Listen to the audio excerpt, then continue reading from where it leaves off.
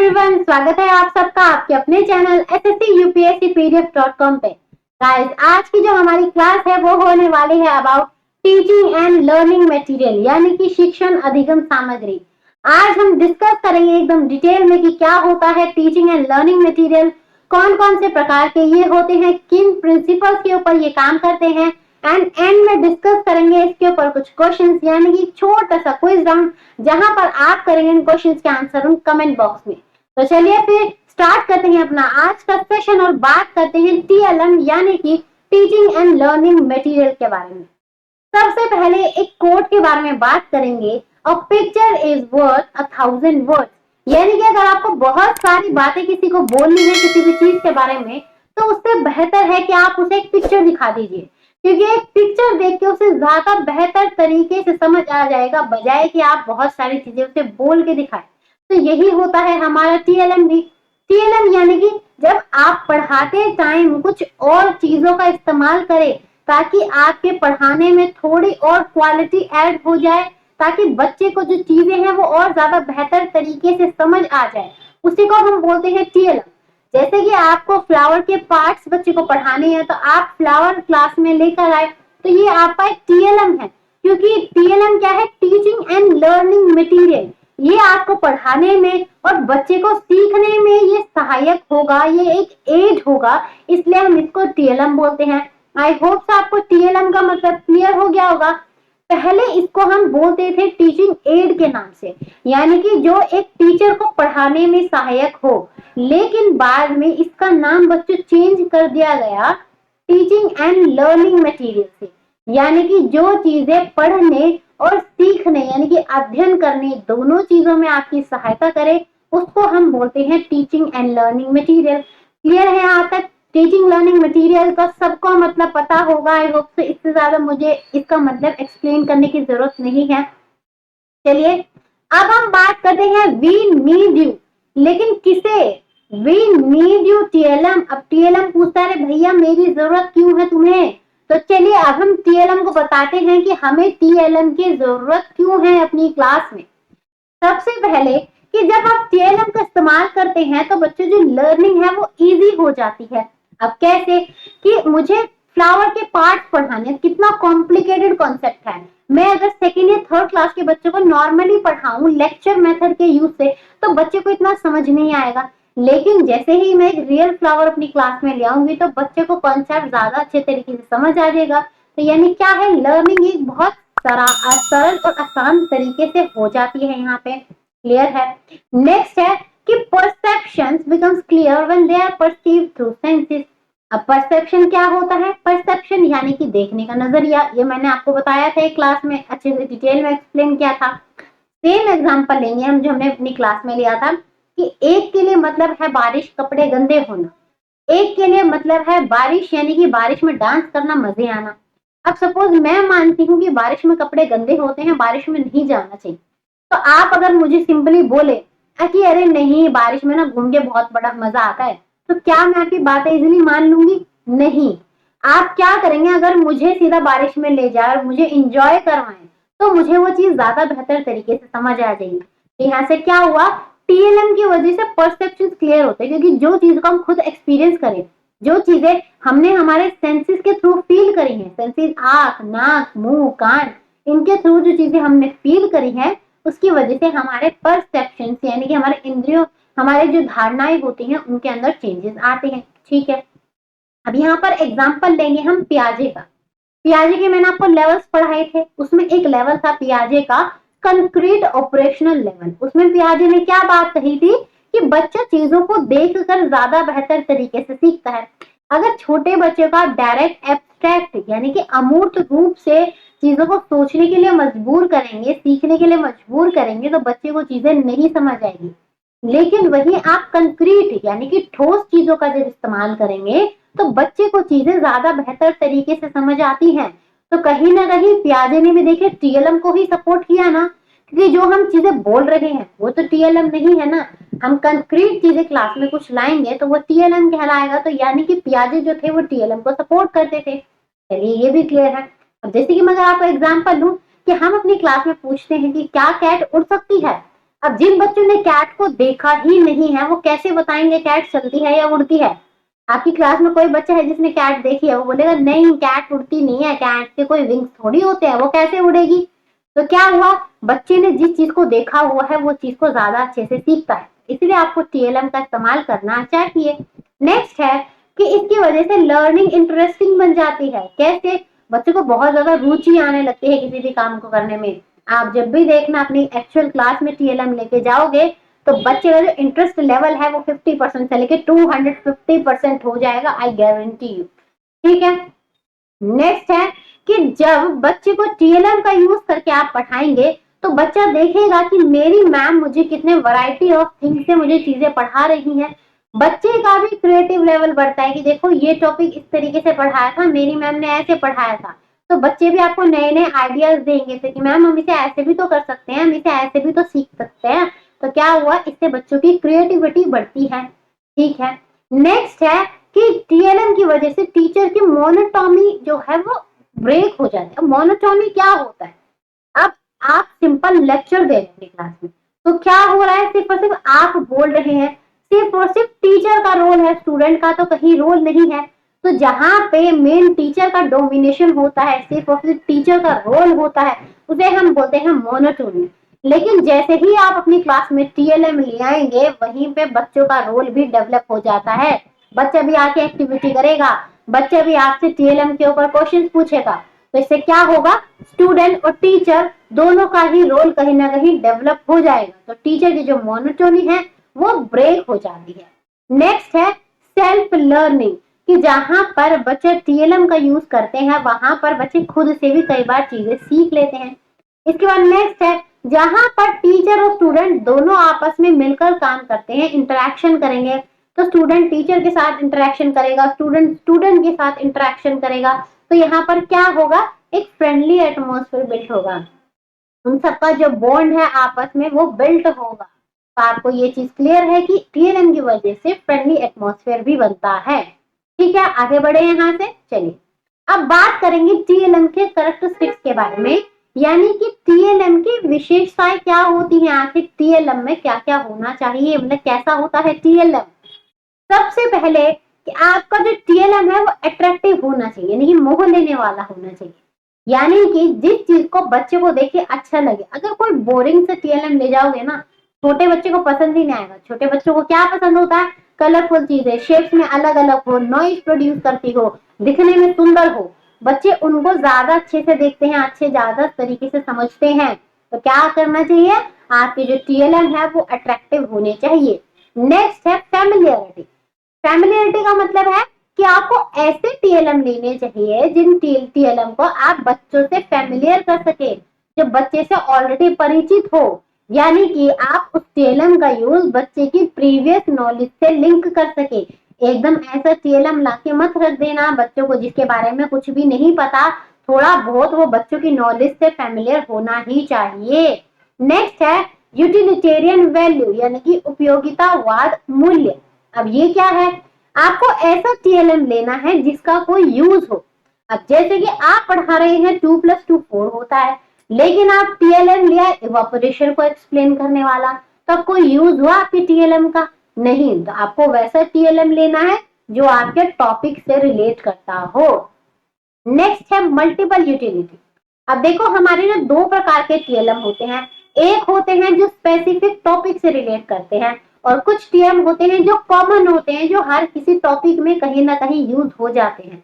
तो specific TLM तो देखो कभी कभी बनते हैं वो टॉपिक के हिसाब से, लेकिन आपको अपनी क्लास में हमेशा कुछ कॉमन टीएलएम रखने हैं, ताकि अगर आपको कोई टॉपिक समझाना है और एट अ टाइम आपके पास कोई टीएलएम मौजूद नहीं है तो आप उन टीएलएम का यूज कर सके। तो इसका मतलब है इस तरीके के टीएलएम यूज करें जिसका अलग अलग जगह यूज हो सके। क्लियर है। नेक्स्ट है ईज ऑफ हैंडलिंग, यानी कि जिसको आपको संभालने में आसानी हो। एक बहुत बड़ा चट्टान, बहुत बड़े पत्थर थोड़ी ना टीएलएम के रूप में लिया हो, नहीं ना। ऐसी चीजें लो जो उठाने में आसान हो, जिनसे कुछ नुकसान ना हो। तो ईज ऑफ हैंडलिंग आपकी होनी चाहिए। नेक्स्ट है कि जो आपके टीएलएम है वो पोर्टेबल होने चाहिए। पोर्टेबल का मतलब जिन्हें आप एक जगह से दूसरी जगह ले जा सकते हैं। तो ऐसे टीएलएम हो जिन्हें आप एक कमरे से दूसरे कमरे से प्ले ग्राउंड तक लेके जा सके। ठीक है, नेक्स्ट है कि आपके टीएलएम बहुत ज्यादा महंगे नहीं होंगे, ठीक है, क्योंकि बहुत ज्यादा महंगे होंगे तो एक या दो बार यूज कर लोगे, बार बार थोड़ी ना होगा। तो ऐसे टीएलएम लो, पहले तो देखो कि क्या आपके ऑलरेडी स्कूल में ऐसे टीएलएम मौजूद हैं, और अगर नहीं मौजूद हैं तो खुद से बनाओ लो कॉस्ट में, चाहे बच्चों का साथ लेके बनवाओ कि चलो हम मिलके साथ में टीएलएम बनाते हैं। तो आपको ऐसे टीएलएम लेने हैं जो कि पॉकेट फ्रेंडली हो, यानी कि किफायती हो, इकोनॉमिक हो। क्लियर है यहाँ तक? आगे बढ़े यहाँ से। चलिए अब बात करेंगे टीएलएम के प्रिंसिपल्स के बारे में कि किन प्रिंसिपल, किन सिद्धांतों के ऊपर टीएलएम को काम किया जाता है, हम किस तरीके से टीएलएम का यूज करेंगे। चलिए, सबसे पहला है प्रिंसिपल ऑफ सिलेक्शन। इसमें वही बात होगी कि जब आप जो टॉपिक पढ़ा रहे हैं आपको उसी टॉपिक से रिलेट करता हुआ टीएलएम अपनी क्लास में इस्तेमाल करना है। ठीक है, नेक्स्ट है प्रिंसिपल ऑफ प्रिपरेशन। अब आपने ये तो सोच लिया कि मुझे किस टॉपिक को पढ़ाने के लिए कौन सा टीएलएम यूज करना है, लेकिन भैया टीएलएम बनाना भी तो पड़ेगा। तो क्या करेंगे, अगर मार्केट में अवेलेबल है लो कॉस्ट में तो मार्केट से खरीद लाइए, अगर मार्केट में नहीं है तो आप खुद बनाइए, और अगर आप चाहे तो बच्चों का साथ लेके भी टीएलएम को प्रिपेयर कर सकते हैं। नेक्स्ट है प्रिंसिपल ऑफ फिजिकल कंट्रोल, यानी कि आपको ऐसे टीएलएम बनाने हैं जिनको आप इजिली हैंडल कर सके, जो मैंने आपको पहले बताया, जो कि हार्मफुल ना हो, जिन्हें आप इजिली कंट्रोल में ला सके। इसके बाद फोर्थ है प्रिंसिपल ऑफ प्रॉपर प्रेजेंटेशन, यानी कि अब चलो टीएलएम भी बन गया, सब तैयार है, वो अच्छे से हैंडल भी हो सकता है। अब क्या करेंगे, क्लास में उस टीएलएम को लेके जाएंगे, उसे रिप्रेजेंट करेंगे, अच्छे से उसका यूज करके टॉपिक को पढ़ाएंगे। फिर प्रिंसिपल ऑफ रिस्पॉन्स, चलिए पढ़ाना भी शुरू कर दिया, अब क्या होगा, बच्चों को आप इसके बीच में शामिल करें। आप टीएलएम दिखा दिखा के बच्चों से क्वेश्चन पूछेंगे, और जब बच्चों से क्वेश्चन पूछेंगे तो बच्चा उसके बदले में रिस्पॉन्स करेगा। तो आपके टीएलएम के वजह से बच्चों के थ्रू आपको रिस्पॉन्स मिलना चाहिए। सिक्स्थ है प्रिंसिपल ऑफ इवेल्युएशन, यानी कि मूल्यांकन का सिद्धांत।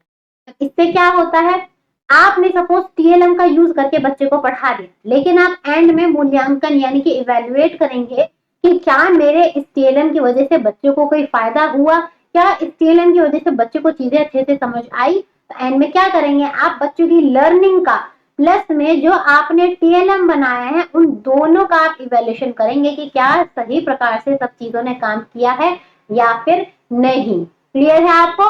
प्रिंसिपल्स यहाँ पर समझ आ गए? आगे बढ़े यहाँ से। चलिए अब बात करेंगे अलग अलग टाइप के टीएलएम के बारे में। टीएलएम जो है बच्चों वो अलग अलग प्रकार के होते हैं, तो बारी बारी जानते हैं कि किस प्रकार के अंदर कौन कौन से एग्जांपल्स आते हैं टीएलएम के। चलिए सबसे पहला यहाँ पर है आपका रियल ऑब्जेक्ट्स, यानी कि वास्तविक वस्तु। सबसे पहले टीएलएम होते हैं जो कि असली होते हैं, जो कि बनाए हुए नहीं हैं, जो आपको नेचर के थ्रू मिलते हैं। जैसे कि आप कोई फ्लावर ले गए अपनी क्लास में फ्लावर के पार्ट्स पढ़ाने के लिए, या फिर आपने सपोज करिए आप रोज का सैंपल ले गए, मतलब सिंपली जो आप पेबल्स ले गए अपनी क्लास में एडिशन कराने के लिए, पत्थर, पेबल्स यानी कि पत्थर। तो यानी कि जो ऑब्जेक्ट्स रियल होते हैं, जो आपको नेचर के थ्रू मिलते हैं, उन्हें हम बोलते हैं रियल ऑब्जेक्ट टीएलएम। अब आपको ना कुछ चीजों का ध्यान रखना है। सबसे पहला, बहुत बड़ी चट्टान नहीं लेके जानी है, ऐसे टीएलएम ले जाने हैं जो कि साइज में इतने हो कि आप उन्हें इजिली लेके जा सके। नेक्स्ट है बिच्छू सांप मत ले जाना टीएलएम के रूप में, सेफ टीएलएम ले जाना जिससे हानि ना पहुंचे। इसके बाद नेक्स्ट है कि ऐसे टीएलएम का इस्तेमाल करना जो कि बहुत ज्यादा महंगे ना हो। इसके एग्जाम्पल क्या होंगे, जैसे फ्लावर्स है, लीव्स है, या फिर जो बैंक है, आप बैंक ले गए, बैंक में कैसे काम होता है। आप म्यूजियम ले गए, म्यूजियम में कैसे काम होता है। तो आप देखिए जो बैंक है, म्यूजियम है, वो रियल है, आपने तो नहीं बनाई ना, रियल चीजें है वो, आप उन्हें रियल जगह ले जाके चीजों को समझाएंगे तो ये रियल के अंदर भी आते हैं। ठीक है, अब आप आगे देखेंगे आपको ये सारे टीएलएम ना अलग अलग श्रेणी में देखने के लिए मिलेंगे, तो आप याद रखना हम इन्हें रियल ऑब्जेक्ट्स भी कहते हैं। चलिए आगे बढ़ते हैं प्रिपेयर टीएलएम। एक तो हो गया रियल, अब कई चीजें आपको रियल थोड़ी ना मिलती हैं, कई चीजें तो खुद से बनानी पड़ती हैं, और जो चीजें एज अ टीचर आप खुद अपने हाथों से प्रिपेयर करते हैं उन्हें हम बोलते हैं प्रिपेयर्ड टीएलएम। चाहे आपको बनी बनाई मार्केट से मिल जाए, चाहे आप खुद उन चीजों को बनाए, उन्हें हम बोलते हैं प्रिपेयर्ड टीएलएम। अब इसके एग्जाम्पल देखते हैं। इसके एग्जाम्पल हो जाएगा बच्चों मैप। मैप बना बनाया मिलता है, चार्ट्स हो गया, पिक्चर्स हो गया, मॉडल्स हो गए, choice, flash cards, globe, graphs, puppet, ये सारे क्या है, ये प्रिपेयर टीएलएम है। अब आपको किसी को अपनी क्लास में आपको सपोज पढ़ाना है कि कौन कौन से कॉन्टिनेंट्स होते हैं, तो मैप्स का इस्तेमाल करोगे। ठीक है, आपको कुछ बताना है कि कौन सा एनिमल का क्या नाम होता है, आप पिक्चर्स का इस्तेमाल करोगे। तो बेसिकली यहाँ पर क्या हुआ, ये सारे आपके टाइप्स है प्रिपेयर टीएलएम के। आपको यहाँ पर ये चीज याद रखनी है कि कौन सा टीएलएम कौन से टाइप का होता है, इसलिए आपको इतने सारे एग्जांपल दिए गए हैं। एक टीएलएम 2-3 टाइप के अंदर भी आ सकता है, तो ये कंफ्यूजन नहीं रखना, मैम ने तो ये वाला इसमें बताया था, फिर सेम मैम ने दूसरे में भी बता दिया। ठीक है, आगे बढ़े यहाँ से, चलिए नेक्स्ट है आपके जो बहुत इंपॉर्टेंट है, वो होते हैं ऑडियो विजुअल से रिलेटेड आपके एड्स। ठीक है, सबसे पहले पढ़ते हैं कि ऑडियो एड्स क्या होते हैं। एक सेकेंड, सबसे पहले पढ़ते हैं कि ऑडियो एड्स क्या होते हैं। ऑडियो यानी कि साउंड, आप देख सकते हैं ये बच्ची है, ये साउंड सुन रही है, तो यानी कि जो चीजें आप सुनकर चीजों को सीखते हैं उन्हें हम बोलते हैं ऑडियो एड्स।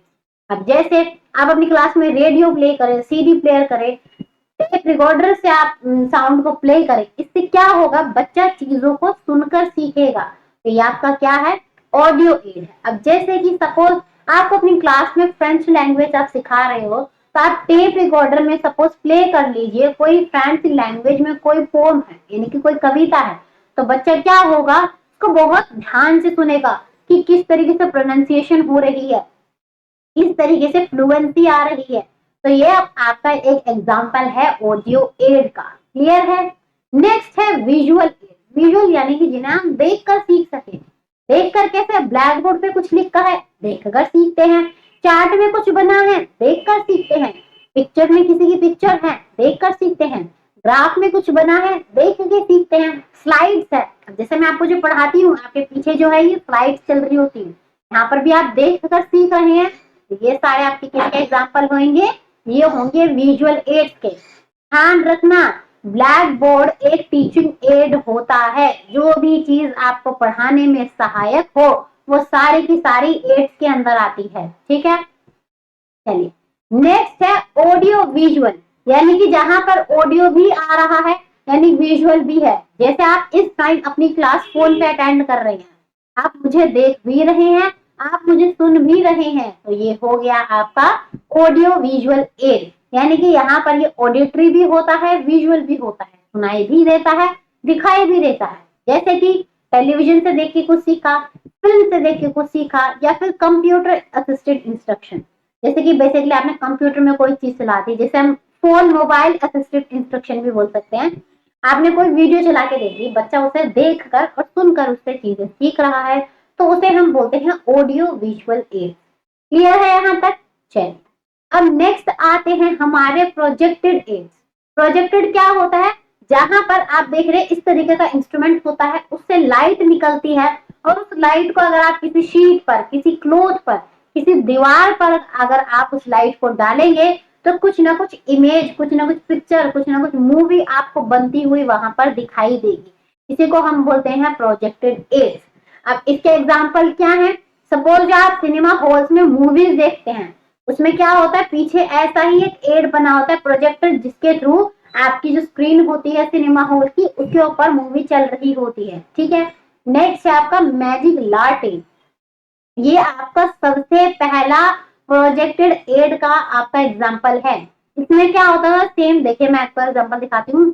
इस तरीके का इंस्ट्रूमेंट होता था आपका, इसके अंदर इस तरीके की छोटी छोटी स्लाइड लगाई जाती थी, छोटी छोटी फोटोज लगाई जाती, इस पर कोई ना कोई इमेज बनी होती थी, और यहाँ पर इस जगह पर इस इमेज को रखा जाता था, और फिर जो इमेज यहाँ पर छोटी बनी हुई है, दीवार पर जब इसे प्रकाशित करते थे तो वो इमेज बहुत बड़ी दिखाई देती थी।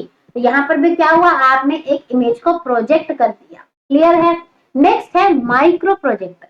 माइक्रो प्रोजेक्टर होता है जिसके अंदर आपका माइक्रोस्कोप और प्रोजेक्टर दोनों चीज आती हैं। माइक्रोस्कोप का इस्तेमाल आप कहाँ करते हैं, साइंस में करते हैं, जहां पर आप जो चीजें अपने नॉर्मली आई से नहीं देख सकते हैं, उन चीजों को आप देखने के लिए माइक्रोस्कोप का इस्तेमाल करते हैं। तो ये प्रोजेक्टर ऐसा होता है जहां पर आपका माइक्रोस्कोप जुड़ा हुआ होता है, तो आप उन चीजों को बड़ा करके किसी भी स्क्रीन के ऊपर देख सकते हैं जो नॉर्मली आपकी आईज से आप नॉर्मल तरीके से नहीं देख सकते। नेक्स्ट है आपका ओवरहेड प्रोजेक्टर। आजकल सारे स्कूल्स, गवर्नमेंट स्कूल्स में भी स्मार्ट क्लासेस लग रही हैं। वहां पर क्या होता है, एक छोटा सा प्रोजेक्टर छत से जुड़ा हुआ होता है, उससे लाइट निकलती है और बोर्ड के ऊपर ना आप जो चाहे, चाहे मूवी है चाहे पिक्चर से आप बच्चों को दिखा सकते हैं, उसे हम बोलते हैं ओवरहेड प्रोजेक्टर। नेक्स्ट है एलसीडी प्रोजेक्टर, जो बेसिकली टीवी के लिए होता है। और अगला है एपीडियास्कोप, जैसे आपका मैजिक लालटेन था उसी तरीके से आपका एपीडियास्कोप होता है। आपको याद रखना है कि ये सारे प्रोजेक्टेड एड्स के आपके एग्जाम्पल हैं। नेक्स्ट है आपके लिए नॉन प्रोजेक्टेड है, यानी कि एक तो हो गया जब आप कोई चीज दीवार पे दिखा रहे हैं या फिर कोई भी चीज है, सपोज दीवार पे जरूरी नहीं है, जो आप प्रोजेक्ट कर रहे हैं। दूसरी चीज है जो प्रोजेक्ट नहीं हो रही, जैसे कि चौक बोर्ड यानी आपका ब्लैक बोर्ड, वहां पर कोई रोशनी से थोड़ी कर रहे हैं।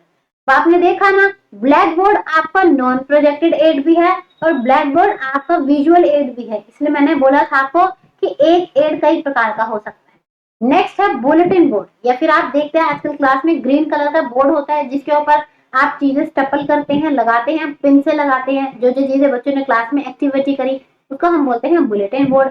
नेक्स्ट है map, chart, globe, text book. ये बेसिकली किसके एग्जाम्पल हैं, सारे हैं नॉन प्रोजेक्टेड एड्स के एग्जाम्पल। क्लियर है। इसके बाद आते हैं आपके एक्सपीरियंशियल। एक्सपीरियंशियल यानी कि एक्सपीरियंस, जिन चीजों को बच्चे खुद करके महसूस करके चीजों को सीखे, यानी कि बच्चा खुद चीजों को करेगा, एक्सपीरियंस करेगा, उसके बाद चीजों को सीखेगा, उसी को हम बोलते हैं एक्सपीरियंशियल एज। अब जैसे कि बच्चे फील्ड ट्रिप्स पे जाते हैं, हम बच्चों को म्यूजियम ले गए घूमने के लिए, बच्चा घूमा, बच्चे ने चीजें एक्सपीरियंस करी, रेलवे म्यूजियम में क्या क्या रखा था, फिर बच्चे ने चीजें सीख ली, तो फील्ड ट्रिप क्या है, आपका एक्सपीरियंशियल एड है।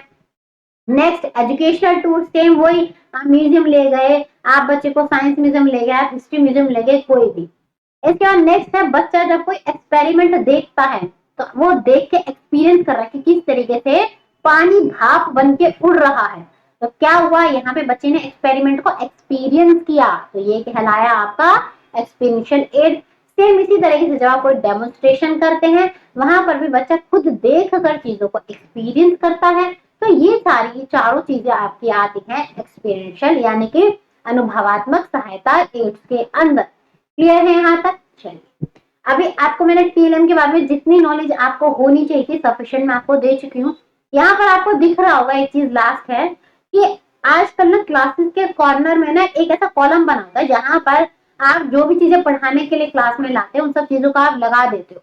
इसको हम बोलते हैं टीएलएम कॉर्नर। क्या बोलते हैं हम इसे, टीएलएम कॉर्नर, यानी कि teaching and learning material corner. आजकल गवर्नमेंट भी बोलती है, प्लस आपको आपके डाइट में, आप जीबीटी आपने जो भी किया है इंस्टीट्यूट में, वहां पर आपको बोला जाता है कि आपको टीएलएम कॉर्नर्स बनाने चाहिए, ताकि एक तो हर टाइम बच्चे के सामने कुछ टीएलएम मौजूद हो, दूसरा आपको जब भी कोई कॉन्सेप्ट पढ़ाना हो तो आपके सामने ही वो टीएलएम मौजूद हो, तो आप उसका यूज करके बच्चों को कॉन्सेप्ट को पढ़ा सकते हैं। नेक्स्ट है, इससे बाकियों को भी पता चलता है कि आपने कौन कौन सा टीएलएम का यूज करके अपनी क्लास में कॉन्सेप्ट को पढ़ाया है। तो क्लियर है आपको, टीएलएम कॉर्नर बस आपकी क्लास में होना चाहिए, आपको नॉलेज देनी थी मुझे, इससे ज्यादा आपको इससे ज्यादा पूछा नहीं जाएगा।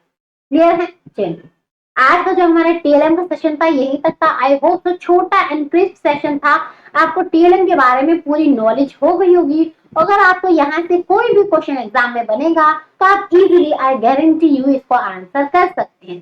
तो चलिए अब स्टार्ट करते हैं अपना क्विज राउंड, जहां पर मैं आपसे पूछूंगी कुछ क्वेश्चन और आप देंगे उन सबका जवाब। तो चलिए स्टार्ट करते हैं question answer round. Question number 1, chalk board कैसा टीएलएम है? ऑप्शन ए ऑडियो टीएलएम है, ऑप्शन बी विजुअल टीएलएम है, option C audio visual TLM है, या फिर ऑप्शन डी ये टीएलएम है ही नहीं। ठीक है। Question number 2, audio visual add का कौन सा एग्जाम्पल है? मैं आपको ऑप्शन दूंगी, उनमें से बताना है। ठीक है। Option A television, option B computer assisted learning,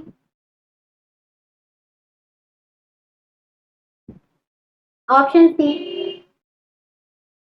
museum and option D A and B. Clear है? नेक्स्ट क्वेश्चन देखते हैं। Question number 3, audio visual aid किसे फैसिलिटेट करता है? पहला ऑप्शन मोटर को, अगला ऑप्शन ओनली हियरिंग को, सी ऑप्शन ओनली विजुअल को and option D multi sensory. Question number 4, आपको ईवीएस में कोई टॉपिक पढ़ाना है तो आप ईवीएस के लिए कोई टीएलएम बनाते हुए किन चीजों को ध्यान में रखेंगे? सबसे पहला ऑप्शन है आपके लिए कि वो जो है टॉपिक रिलेटेड आपका टीएलएम होना चाहिए। नेक्स्ट है आपका कि प्रैक्टिकल होना चाहिए टीएलएम। उसके बाद नेक्स्ट है आपका कि वो बच्चों की डेली लाइफ से रिलेट करता हुआ होना चाहिए एंड ऑप्शन डी है all of the above. Clear है? तो चलिए इन चारों क्वेश्चन के आंसर आप सभी बच्चे करेंगे कमेंट सेक्शन में, जिससे मुझे आइडिया हो जाएगा कि आपको कितना आपका कॉन्सेप्ट क्लियर हो चुका है। तो चलिए अगर आपको हमारा आज का सेशन पसंद आया हो तो वीडियो को लाइक जरूर करना, कमेंट करके जरूर बताएं कि आपको हमारे क्लास में क्या अच्छा लगा, प्लस इस वीडियो को ज्यादा से ज्यादा शेयर करें ताकि हमारा परिवार यूं ही आगे तक बढ़ता जाए। तो चलिए हम मिलते हैं अगली क्लास में, तब तक के लिए thank you and good bye.